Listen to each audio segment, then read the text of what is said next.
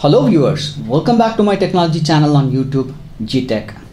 This video is the second part of the video that I made on restoring mini crescendo, Elector mini crescendo MOSFET amplifier that I had built about 30 years back.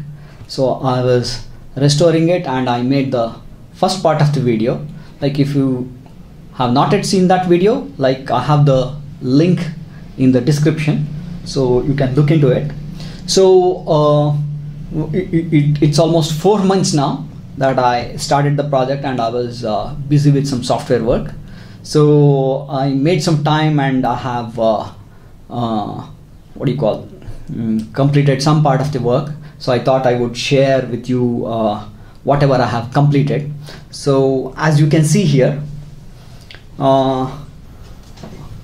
this is the cabinet within which I'm going to assemble the assemble the boards, assemble the circuit basically. So this is the front part. Okay, so it's an acrylic plate that I cut and painted dull black. Okay, so I will also show you the back side of the cabinet.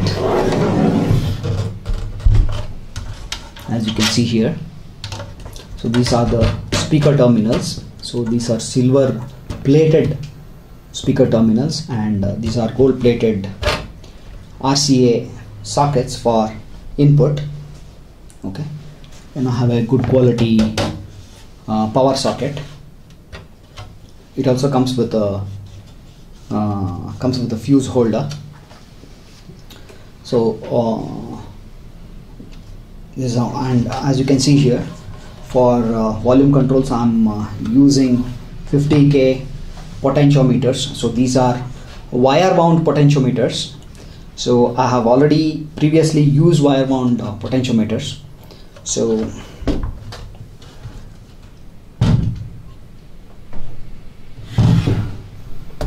if you can see here, so these are wire wound potentiometers. So I've already used wire wound potentiometers before, so they work well. Like if it doesn't work well here, I would be changing it to Alps potentiometers. I would be ordering a couple of them and I'll be using them. And coming to the inside part, so as you can see here, I have already fixed the soft start board. Okay, it's very important for a high power amplifier to have a soft start. So then I have a toroidal transformer here. Okay, so I have already wired this part. So then as you can see here, so these are the two boards that I removed from the old cabinet.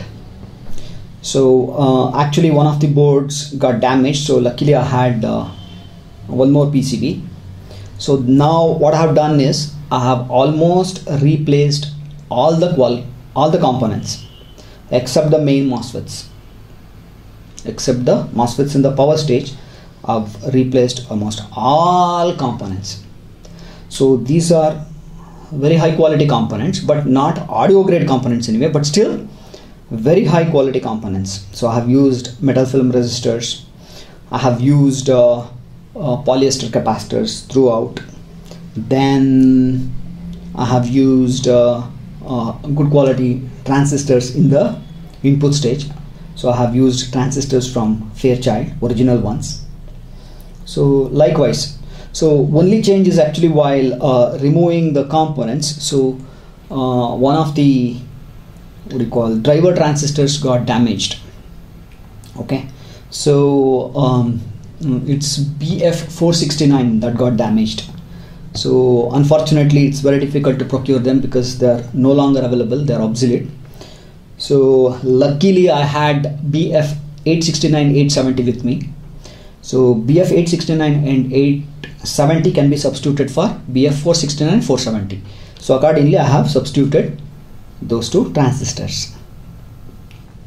Okay, so for electrolytics I have used Keltron capacitors. Keltron is a very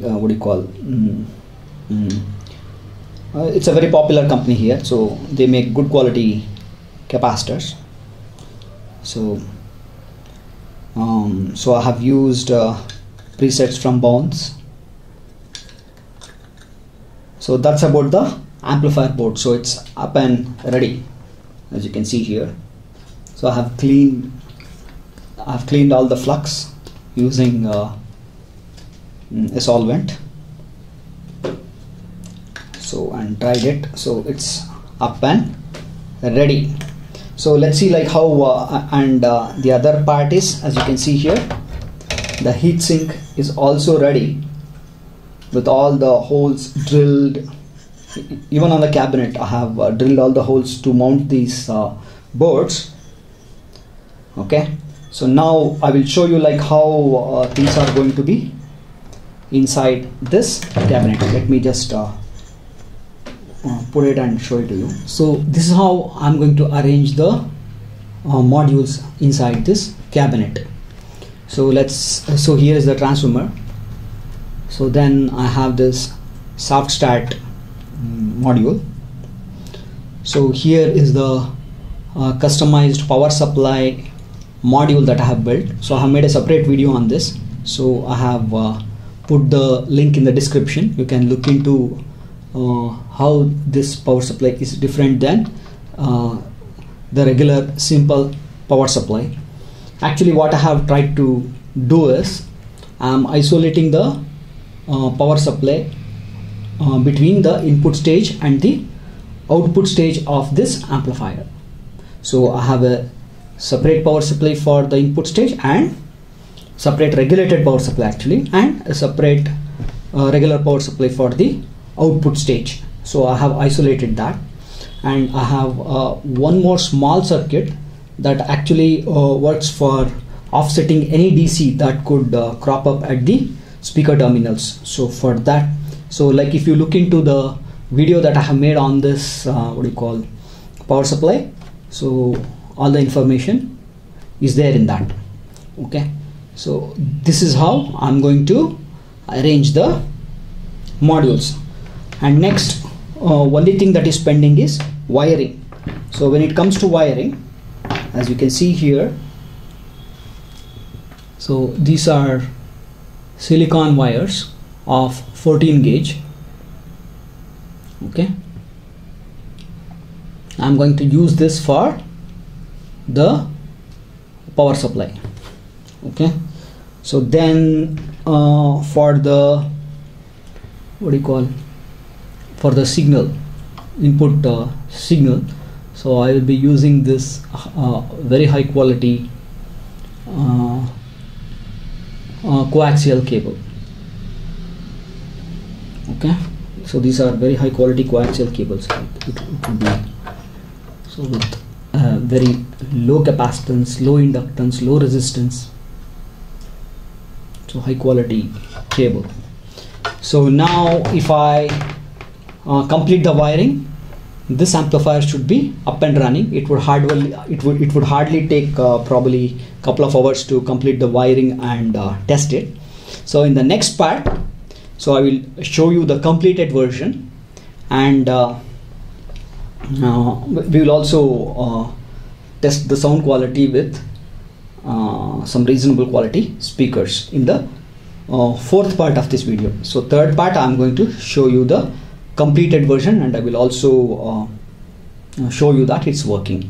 So this is about the update. So this is about the update on the restoration of Electar Mini Crescendo audio amplifier.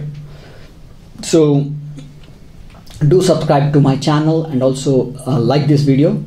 So that's it for now. Thank you.